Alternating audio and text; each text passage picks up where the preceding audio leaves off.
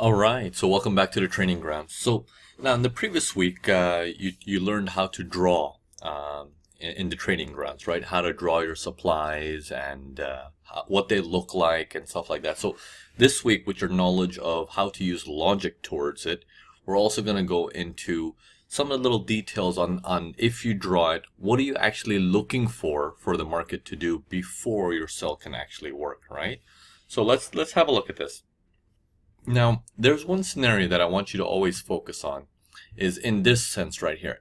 You can clearly see there's some buyers in here, buyers, pulled back buyers, mixed support resistance, and as we're working on supplies in this example, we can clearly see that we have a supply level in there, right?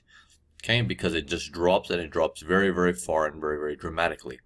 Now, you can, if you recall last week, we also talked about the difference between supply and demand and support and resistance in the training grounds, right? Because support and resistance, they're looking at will the level hold, okay? Because there's so much power.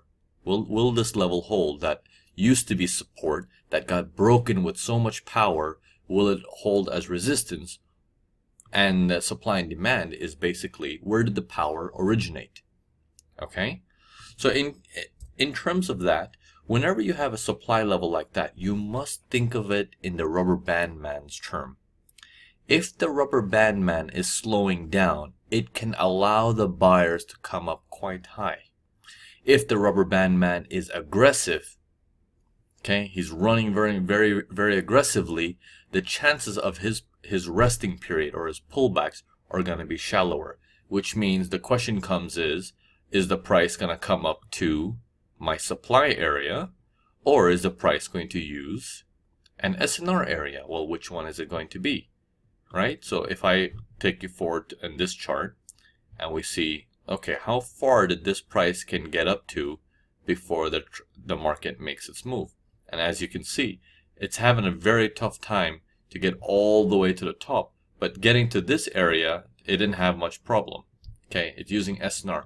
So I want you to think about it for a minute. Now, I know I'm teaching you in terms of rubber band man, but if you want to think of it in terms of in terms of the market function and how it functions, you have to realize if there's a lot of sell orders in here and it's going up very, very slowly, okay, because there's a lot of sell orders in there, anyone who's unprofessional, okay, or is in a hurry to get his orders filled because of whatever news event might have come out that's saying, hey, you know what, the New Zealand dollar is going to be very, very weak. So some news event came out and now everyone wants to dump the New Zealand. But for them to sell it at a good profit, someone needs to buy it. Right? So there were a lot of people buying it, but then suddenly the sellers have increased 10x. And this crashed the market so dramatically. Now, once the market starts crashing, remember, some buyers come in as the prices drop because they look at it as a discount. And as it's happening, these guys are looking to resell again more and more and more. This is why the market comes up in a rubber band man style, right? It's getting all those orders filled. So now the question on our mind is it going to use an SNR area? Okay, and use that level, and many people who were selling here, they say, okay, you know what, that's good enough for me. I'm just going to sell more, more, and more.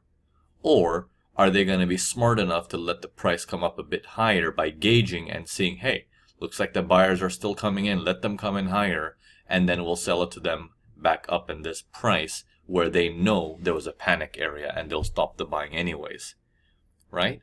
So we're determining that constantly. So in this particular case, we never get up to our supply area, even though there is logic in the market, which is they go up a few times and then they hold. They hold. Once that hold comes, because everyone, once this drop happens, even the public is like, we gotta sell, we gotta sell, we gotta sell. But once a hold happens in the market like this, and then that hold breaks and makes a higher high, that makes people think, looks like the sells are off, it's a buy. Okay, so any kind of movement like this that holds and then it pops open and goes higher again will turn the sellers into buyers, and the public will start buying more and more as every step of the way when he makes a higher high from its support and resistance every piece of the way. Okay, as those buyers pile in, these sellers, because we're in seller's territory, right? And that's the guy who started it. We're in seller's territory. These guys are looking to cash in. Okay, they're looking to sell to all of these buyers who are willing to pay prices at this price. Okay, so it's better business for these guys who sold it at up here to at least get this price instead of this horrible price down here. When people were buying it, they're like, no, I'm not gonna sell you all my products at this price. It's way too low. Okay, so they let the buyers come in until as much as the buyers can afford it, and then they say, okay, we've met some kind of an equilibrium. Okay, and then they keep selling hard again, and that's what causes prices to continue to topple. Okay, so in this particular case, the supply was never met. However, let's take it further back. Okay, say we can see this is an area, sellers coming in very slowly, goes up, comes down. Okay, there's a bit of aggression in there. We can draw the last support and resistance where the drop happened from. Okay, it got used a bit. Then it goes sideways, sideways, sideways, and bam. Okay, it's not just 2 candles. It's actually held for some time. So let's take those last buyers in. Let me draw it from here. The last buyer is there. Okay, I'm going to take it from the body, and I'm going to take it all the way up to the top of that. Okay, again, it doesn't have to be exact. It's thereabouts. Remember that. Okay, so now this supply area, why does this supply area get a little bit more used? Remember, the ones immediately after were like, where is this price going to go? Is he going to go to SNR? Or is he going to go to that? In fact, it looked like he didn't use either. And he kept dragging down. He made a lower low, but we cannot say it's a supply because he went down so slowly, right? A supply is when there's an off balance, things go crazy, right? This is not crazy. Even here, this doesn't make a lower low. It's not crazy. So the only supply we have is up in this spot. Now, in terms of the rubber band man, if I do this, he came this low, then he did that squiggly thing. Very, very slow. Then he barely made a lower low after that. Okay? So we can see he's slowing down. Only when your rubber band man slows down do your chances of your supplies get hit a little bit easier compared to your support and resistance. Because now the buyers can have that space to jump up. Okay? But if they're in where your rubber band man's in a hurry, the chances of the prices getting all the way up to the supply reduces. And then that's why we have to deal and settle for, well, which one is it going to be? Is it going to be my support and resistance?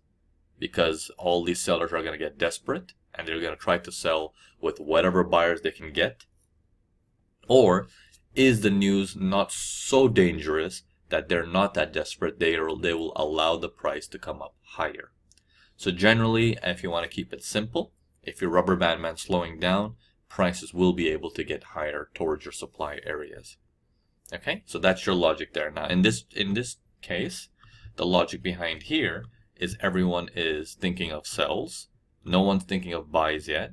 Thinking of sells. Sells are not working. No one's thinking of buys yet. No, sells still. No one's thinking of buys yet. It still sells. And then this entire range that was boring people, suddenly the buys kick in hard and it jumps up. Now people are turning into buyers and all the sellers who were there are stopped out, right? Because all of their stop losses are above here. As these people get triggered in for the buy side, these guys whoever had their extra orders pending in there, they trigger them and they take in the sells again. All right? So let's move on to the next examples in terms of demands with logic.